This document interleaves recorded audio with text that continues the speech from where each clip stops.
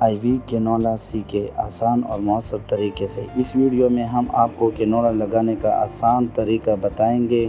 Video آخر تک دیکھیں اور محفوظ اور کامیاب کینولیشن سیکھیں۔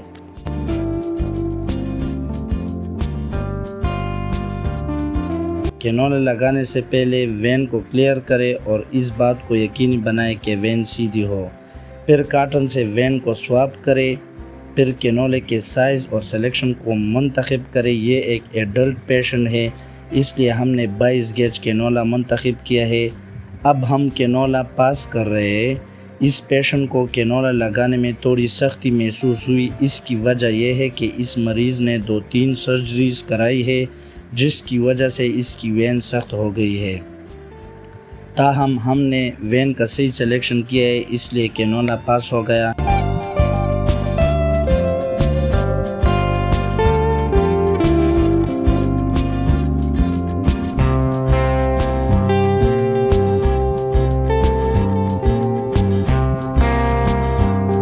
کینولا لگانے کے بعد صحیح طریقے سے اسٹرکنگ لگانا ضروری ہے تاکہ کینولا جلدی خراب نہ ہو جائے۔